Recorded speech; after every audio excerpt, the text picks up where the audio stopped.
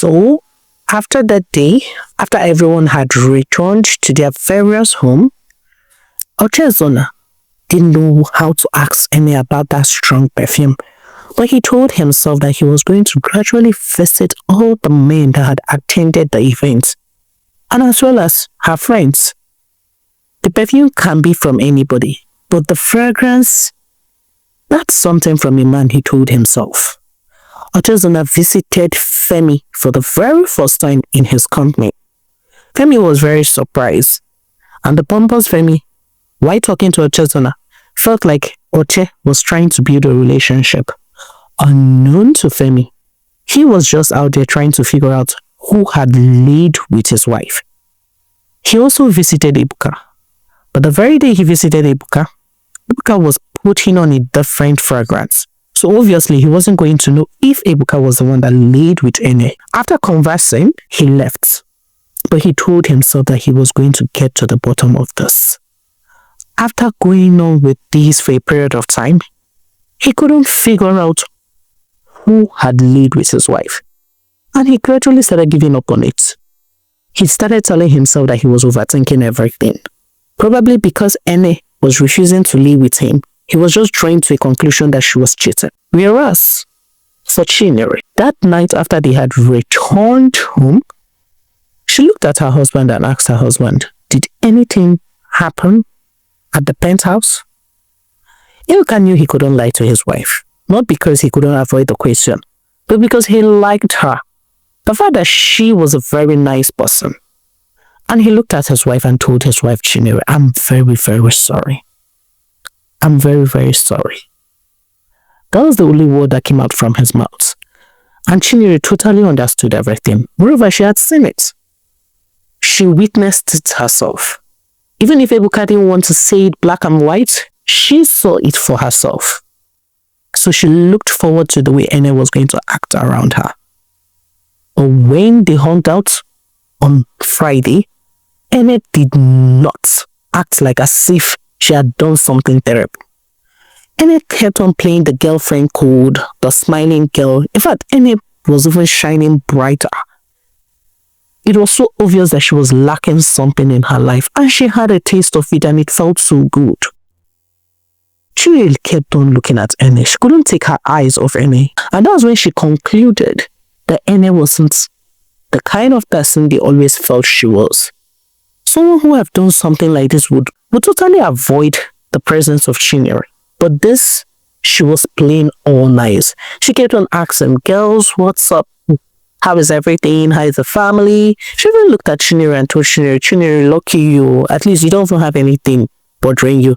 Whereas for me and Bimbo, we have to run home every day to go and make food for children, for husband. For you, you're just living the trophy wife that you always wanted. Chinyere just smiled, looking at her friend, trying to figure out if this was the true Ene or if this wasn't. But she couldn't say anything, because if she does, she wasn't just exposing Ene, but she was also exposing her husband. That means her husband can't stay or can't sit at a place. And with the passing days, everyone returning back to their day-to-day activity, Oche trying every means to live with his wife, and Ene running for her dear life, being that her man can't satisfy her on bed, so there was no need even trying at all. So she told herself. One day, Femi looked at his beautiful wife Bimbo and told Bimbo that he was taking her out for a friend's gathering and he needed her to look her best. To which Bimbo quickly went for shopping that day, and they went for this beautiful dinner. This was a dinner amongst Femi's friends. His colleagues from work were just trying to hang out, and they had come to this beautiful, fancy restaurant, a restaurant of class. And while the waiters placed everyone's food in front of them, there was a particular dish that was supposed to be eaten with fork and knife. Bimbo did not know. It looked like cookies. She wasn't even certain of what it was, and she used her hands to eat it. Everyone there noticed, but no one said anything. No one even made a sound. Obviously, it didn't concern any of them. But Femi looked at his beautiful wife and told her, you can bring the girl out of the bush, but you can't bring the bush out of her. People felt embarrassed. She was angry. Yes, she knew that Femi could do nasty things, but couldn't he just keep his mouth shut for once? He was fond of this nasty attitude, even in front of his parents. Always trying to make unnecessary corrections where they were not needed.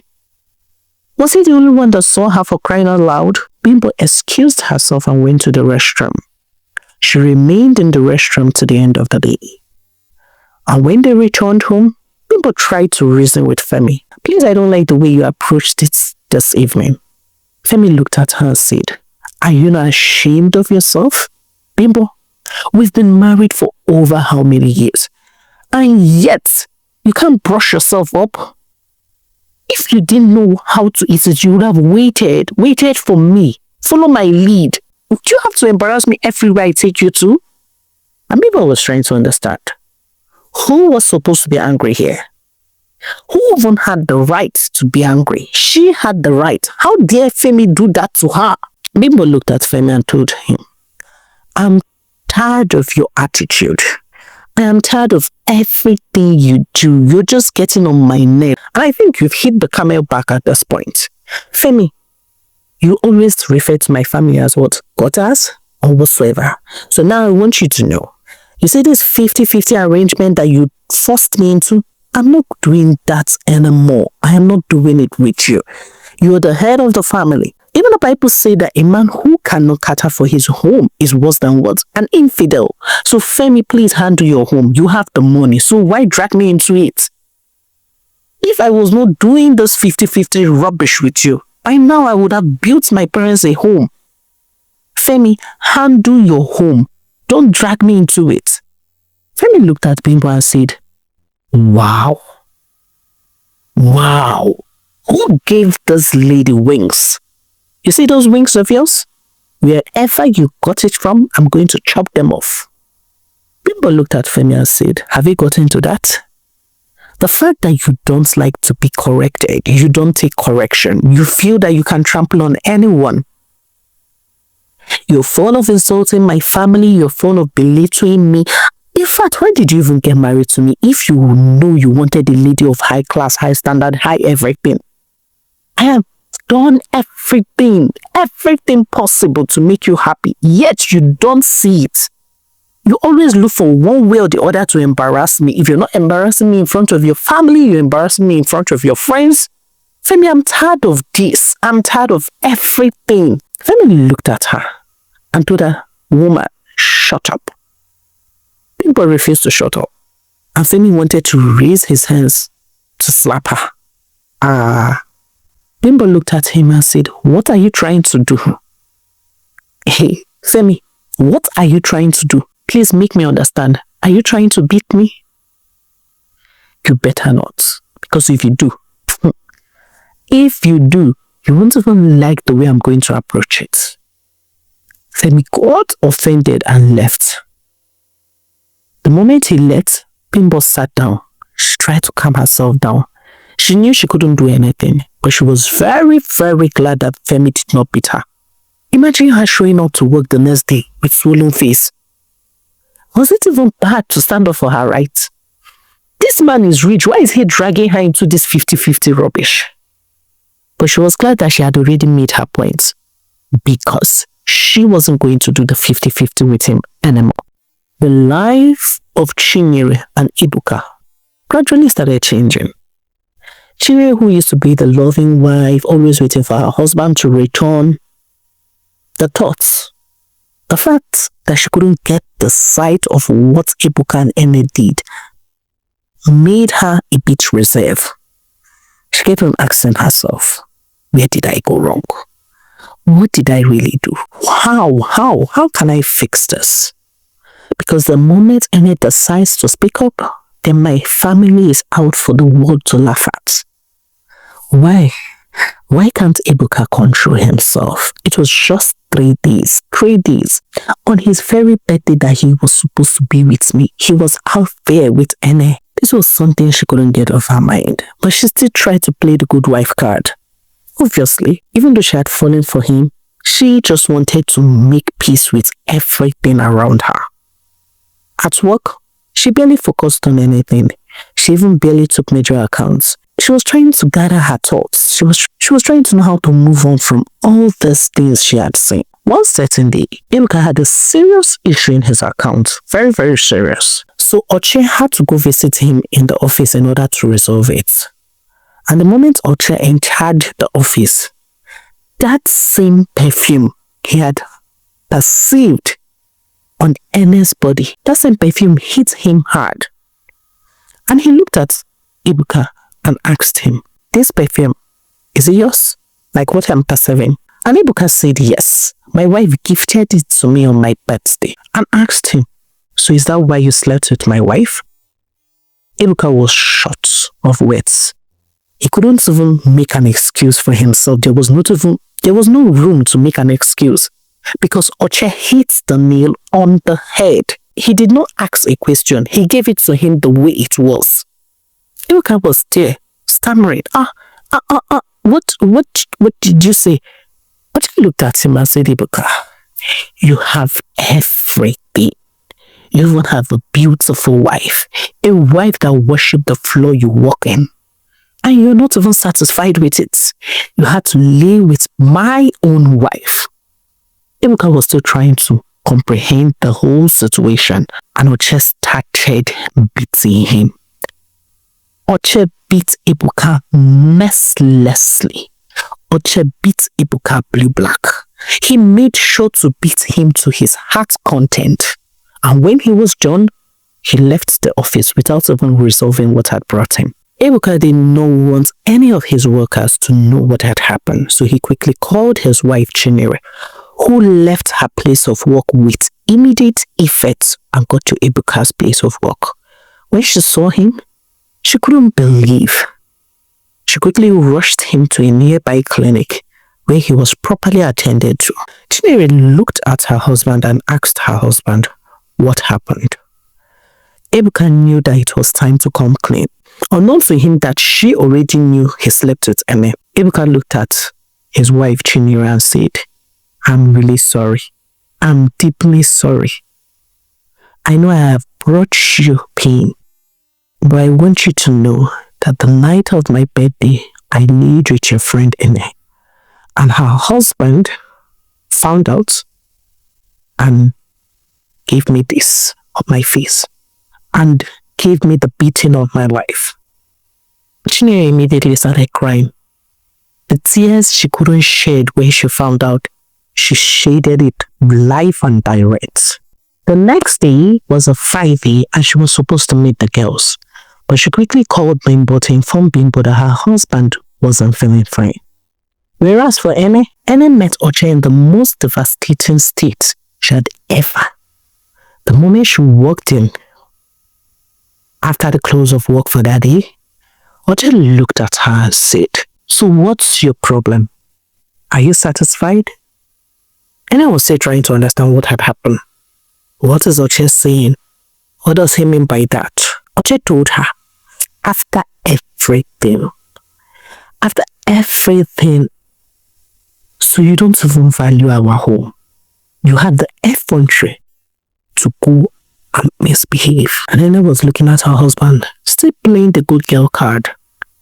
Oche said, "Don't worry. I already know. You slept with Ebuka. How was it? Was it good? Was he the way you like it? Did he give it to you the way you wanted?" And he started crying. She never knew.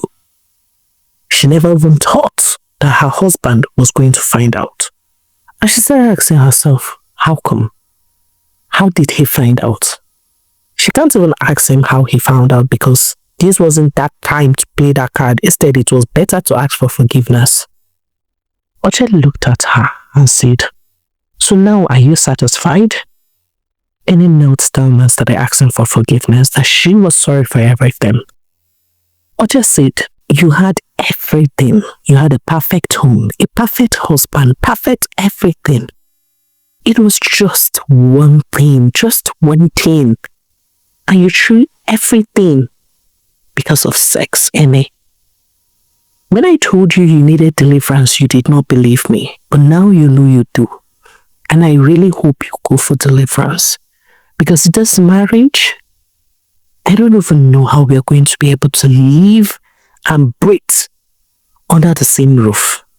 How do you think I'm going to be looking at you now? Ene, how could you do this to us?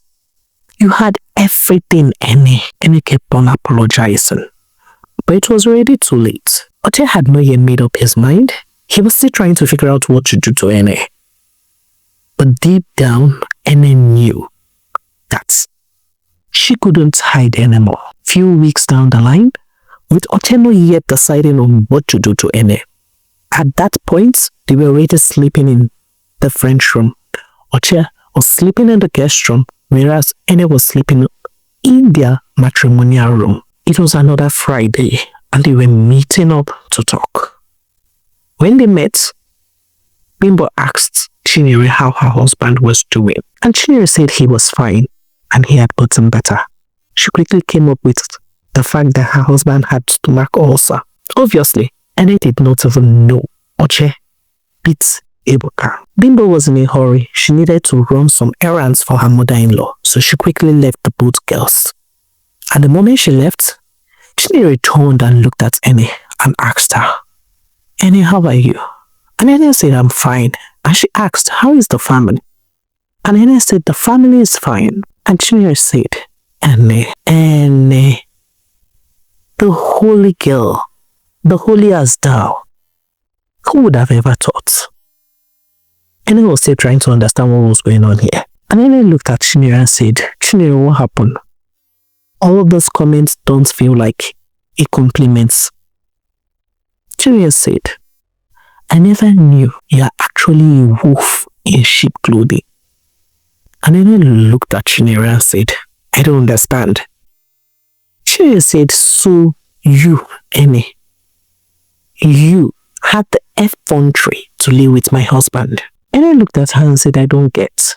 Are we not two grown adults? So why are you putting the blame on me? It's a two-way something.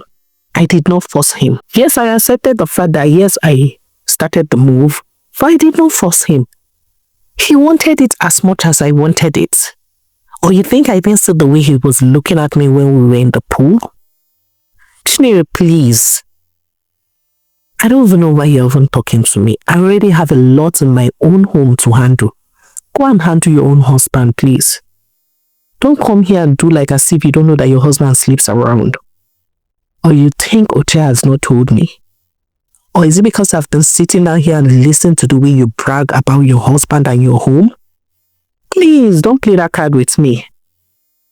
He is your issue. I'm not the one.